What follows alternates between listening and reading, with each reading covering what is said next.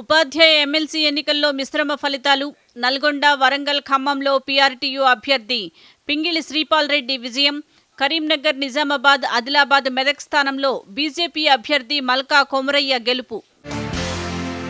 ఉపాధ్యాయులు ఆత్మగౌరవంతో ఓటు వేయడంతోనే తాను విజయం సాధించానన్న పింగిళి శ్రీపాల్ రెడ్డి. ఉపాధ్యాయుల సమస్యల పరిష్కారం కోసం కృషి చేస్తానని వెల్లడి. ఎమ్మెల్సీగా విజయంతో తన బాధ్యత మరింతగా పెరిగిందన్న మల్కా కొమరయ్య. విద్యారంగాన్ని పటిష్టపరిచేందుకు తమ వంతుగా కృషి చేస్తానని హామీ. మల్కా కొమరయ్య విజయంపై కేంద్ర మంత్రి కిషన్ రెడ్డి హర్షం. ఉపాధ్యాయుల ఆకాంక్షల సాధన కోసం బీజేపీ కృషి చేస్తోందని వెల్లడి. మల్కా కొమరయ్య విజయం అసాధారణమైందన్న హోంశాఖ సహాయ మంత్రి బండి సంజయ్. ప్రధానిపై విశ్వాసంతోనే మేధావి వర్గం బీజేపీ అభ్యర్థిని గెలిపించిందంటూ హర్షం. ఎన్నికల్లో గెలుపోటములు సహజమేనన్న యూటీఎఫ్ అభ్యర్థి అలుగు బెల్లి నర్సిరెడ్డి. ఎన్నికల్లో ఓడినా ఉపాధ్యాయుల పక్షాన పోరాటం ఆగదని స్పష్టీకరణ. రెండవ రోజు పట్టభద్రుల ఎమ్మెల్సీ ఎన్నికల కౌంటింగ్. సాయంత్రం వెల్లడి కానున్న మొదటి రౌండ్ ఫలితం. రేపు మధ్యాహ్నం తర్వాత తుది ఫలితం. కృష్ణా జిల్లాల్లో తెలంగాణకు న్యాయబద్ధమైన వాటా కేటాయించాలన్న సీఎం రేవంత్ రెడ్డి. గోదావరిలో తెలంగాణ నికర జలాల వాటా తేల్చాలని కేంద్ర జలశక్తి మంత్రిని కోరిన ముఖ్యమంత్రి. పాలమూరు, రంగారెడ్డి, సీతారామ, సమ్మక్క సాగర్ ప్రాజెక్టులకు క్లియరెన్సులు ఇవ్వాలని వినతి.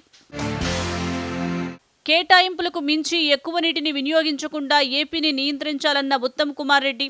రాష్ట్రంలో చేపడుతున్న ప్రాజెక్టులకు నిధులు ఇవ్వాలని కేంద్ర మంత్రి సిఆర్ పాటిల్కు విజ్ఞప్తి. రాజస్థాన్ ప్రభుత్వంతో సింగరేణి చారిత్రాత్మక ఒప్పందం.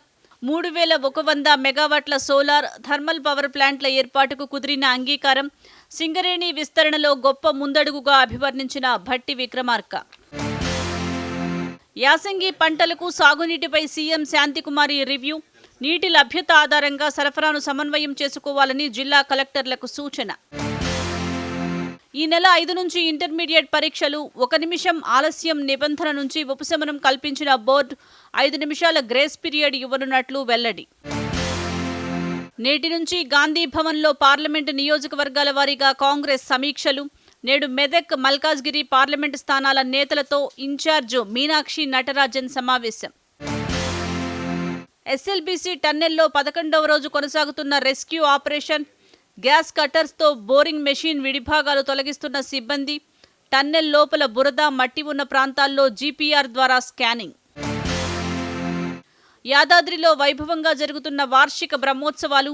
ఈరోజు ఉదయం వటపత్ర సాయి అలంకారంతో దర్శనమిచ్చిన లక్ష్మీ నరసింహుడు. హైదరాబాద్ను దేశానికి రెండో రాజధాని చేయాలన్న ప్రకాష్ యశ్వంత్. సరిహద్దులకు దగ్గరగా ఉండటం, కాలుష్యం నేపథ్యంలో కేంద్రం ఆలోచన చేయాలని సూచన. పార్టీ ఫిరాయించిన ఎమ్మెల్యేల అనర్హత పిటిషన్పై నేడు సుప్రీంకోర్టులో విచారణ.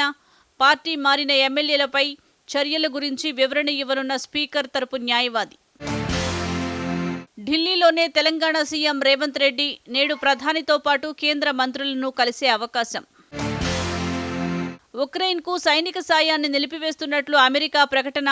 శాంతిపై తాము దృష్టి సారించామని స్పష్టం చేసిన అధ్యక్షుడు ట్రంప్. తమ భాగస్వాములు కూడా లక్ష్యానికి కట్టుబడి ఉండాలన్న ట్రంప్.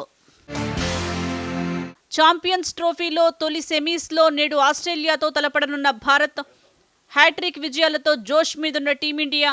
అన్ని విభాగాల్లో బలంగా భారత్. పేసర్లు గైర్హాజరీతో కంగారూల్లో కలవరం.